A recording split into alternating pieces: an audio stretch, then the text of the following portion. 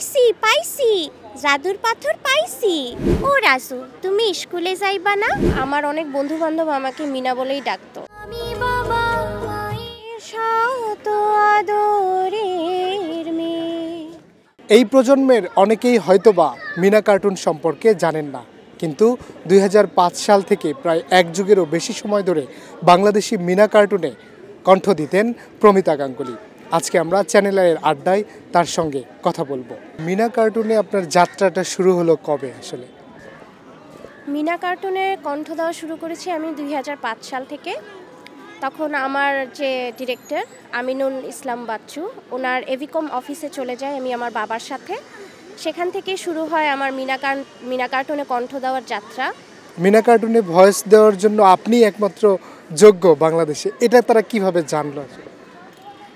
আঙ্কেলের সাথে আমার পরিচয় হচ্ছে আমার মাসির মাধ্যমে। আমাদের পরিবারের সাথে তার পরিচয় ছিল। আমার মাসি তখন বলেছিল যে আমার বোনের মেয়ে আছে প্রমিতা, ওনাকে তখন আমার নামটা বলা হয় যে যদি আমার পক্ষে সম্ভব হয় সেক্ষেত্রে আমি তাহলে কণ্ঠটি দিতে পারি। যখন অডিশন শুরু হলো তখন প্রথম সংলাপ এবং ওই দিনটা অনুভূতি কেমন ছিল আপনার? আমাকে যখন মাইক হেডফোন দিয়ে দাঁড় করায় মাইকের সামনে, হেডফোন মানে ইয়ারফোন দিয়ে দাঁড় করিয়ে আমাকে স্ক্রিপ্টটা দেয়, তখন আমি প্রথমে আমাকে ছোট্ট সংলাপ বলতে বলা হয় যাতে তারা বুঝতে পারে আমার কণ্ঠটি আদৌ মিনার সাথে যাচ্ছে কিনা। আমি যেহেতু মিনা কার্টুন দেখতাম ছোটোবেলা থেকেই, আমিও মিনা কার্টুনের ভক্ত ছিলাম, তাই আমি চেষ্টা করেছি যে কোনোভাবে মিনার সাথে চরিত্রের সাথে যাতে মানায় সেভাবেই করে বলার। সেইভাবেই আমি চেষ্টা করেছিলাম ওই সংলাপটি দিতে। সংলাপটা একটু আমাদেরকে শোনাবেন? ও রাজু, তুমি স্কুলে যাইবা না? নিউ সানসিল্ক ব্ল্যাক শাইন, নজর কাড়া শাইনি চুলের নাম্বার 1 চয়েস। এখন কি আপনাকে কেউ মিনা নামে ডাকে, বা যখন ডাকে মিনা নামে তখন আপনার শুনতে কেমন লাগে? আমার খুবই ভালো লাগে, আমি বিষয়টা খুবই এনজয় করি। যখন আমি স্কুলে পড়ি তখন স্কুলে ডাকতো, যখন টিচাররা ডাকতো আয় মিনা এদিকে আসো, বা যখন আমি চাকরি করতাম অফিসে আমাকে ডাকতো আজকে মিনা লেট করে আসছে, বা ইউনিভার্সিটিতে যেতাম আমার অনেক বন্ধুবান্ধব আমাকে মিনা বলেই ডাকতো। এখনও অনেকেই আমাকে ডাকে যে মিনা কেমন আছো। এই জিনিসটা আসলে উপভোগ করার মতোই, কারণ একটা চরিত্রে কণ্ঠ দিতে গিয়ে আমি বুঝতে পেরেছি যে আমি চরিত্রটিকে কতটা আত্মস্থ করতে পেরেছি। রেকর্ডিং সেন্টারে যখন যেতাম তখনও আমাকে ডাকতো যে মিনা আসছে, বা মিনা আসে নাই কেন, মিনা কখন আসবে, যার কারণে সবাই যখন আমাকে বলে যে মিনা কখন আসবে বা মিনা চলে আসছে, আমার নামটা তখন আমি আসলেই ভুলে যাই। আমি তখন মিনার কণ্ঠ দিতে গিয়ে মিনার চরিত্রটাকেই ধারণ করি। এই বিষয়টা আমি সবসময় খুব উপভোগ করেছি। এখন আপনার দিন কিভাবে কাটছে? আমার দিন কাটছে আমার সংসার, চাকরি, সন্তান নিয়ে। আমি JRK ইন্টারন্যাশনালে আছি স্টুডেন্ট অ্যাডভাইজার হিসাবে। তাছাড়া আমি আমার বাচ্চাকে সময় দিই, আমি সংসারকে সময় দিতে ভালোবাসি, আমার বাবা মাকে সময় দিতে ভালোবাসি। এভাবেই আমি এখন দিন কাটাচ্ছি। আপনি যেই সময়টাতে মিনা কার্টুনে কণ্ঠ দিতেন ওই সময়কার মিনা কার্টুনগুলো কি আপনার মেয়েকে এখন দেখান, বা সে কি দেখে, আসলে দেখতে চায়? হ্যাঁ, বাচ্চারা তো অনেক কার্টুন দেখতে পছন্দ করে, তাই আমি মাঝে মাঝেই ওকে মিনা কার্টুনটা দেখাই। তাছাড়া আমি যখন মিনার গানটা ওকে গেয়ে শোনাই মাঝে মাঝে, ও আমার সাথে গাওয়ার চেষ্টা করে, ও শোনে, সেটা সে আনন্দ পায়। মিনা কার্টুন দেখেও সে খুব আনন্দ পায়।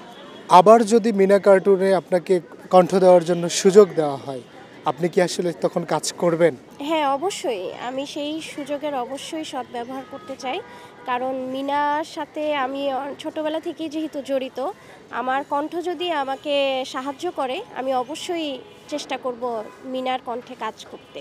এই প্রজন্মের অনেকেই মিনা কার্টুন সম্পর্কে জানে না, সেক্ষেত্রে আবারও মিনা কার্টুন চালু করা উচিত কিনা আপনার কাছে কি মনে হয়? মিনা কার্টুন হচ্ছে শিক্ষণীয় একটি বিষয়, যেখানে ছোট্ট মিনা আমাদের সবাইকে শিখিয়ে দিচ্ছে যে কিভাবে মেয়েদের জীবনকে সুন্দর করতে হবে, পড়াশোনা শিখতে হবে, তারপরে হচ্ছে বৈষম্য দূর করা। এগুলো হচ্ছে মিনার দায়িত্বর মধ্যে পড়ে যাই। ছোট্ট মিনা আমাদেরকে অনেক কিছু শিখিয়েছে, যার কারণে আমি অবশ্যই মনে করি যে এরকম শিক্ষণীয় একটি বিষয় আমাদের অবশ্যই পরবর্তীতেও পরিচালনা করা উচিত। কার্টুনটি অবশ্যই যেন চলমান থাকে, যেন সবাই শিখতে পারে। সেই সময় আসলে যখন আপনি কণ্ঠ দিতেন তখন পরিবার আপনাকে কতটুকু সাপোর্ট করতো? এখন যদি আপনি আবার মিনা কার্টুনে কণ্ঠ দেন, আপনার পরিবার আপনাকে কতটুকু সাপোর্ট করবে বলে মনে করেন? বিয়ের আগে যতদিন মিনা কার্টুনে কণ্ঠ দিয়েছি, আমার বাবা মার সাপোর্ট ছাড়া এটা কখনোই সম্ভব ছিল না। কারণ রেকর্ডিং সেন্টারে আমি 10টায় গিয়েছি, 10টা 11টায়, রাত 10টা 11টায় বাসায় ফিরেছি। সেক্ষেত্রে সবসময় আমার বাবা আমার সাথে থাকতো। আর এখন বিয়ের পরেও আমার হাজব্যান্ড আমাকে রেকর্ডিং সেন্টারে নিয়ে যেত যতদিন আমি কণ্ঠ দিতে পেরেছি। বিয়ের পরে অবশ্যই তাদের সাপোর্ট ছাড়া এটা আমার পক্ষে সম্ভব হতো না। আপু, আমরা আপনার পছন্দের কিছু সংলাপ শুনতে চাই। আমার সবচেয়ে প্রিয় সংলাপটা হচ্ছে, আমি এখন সেটা বলি যেটা আমার মনে আছে এই মুহূর্তে। বৃষ্টি নিয়ে, বর্ষাকালের এই এপিসোডের। বর্ষাকালে বৃষ্টি বেশি হইলে নদী নালা খাল বিলের পানি বাইরা গিয়া বন্যা হয়। খাল বিল বা পুকুরের পানিতে আমরা যদি একটা বাঁশ বা কঞ্চি পুঁতা রাখি, তাইলেই বন্যার কথা আগের থেকে জানা যায়। এইটা আমি আমার বাবার কাছ থেকেই শিখছি। আরেকটি আছে জাদুর পাথর।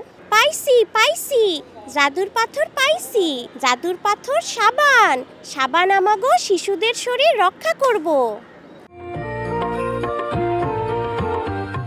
আমি বড় হই সকলের ভালোবাসা নিয়ে, আমার দু চোখে অনেক স্বপ্ন থাকে। আমি পড়ালেখা শিখতে চাই, আমি বাবা মায়ের শত আদরে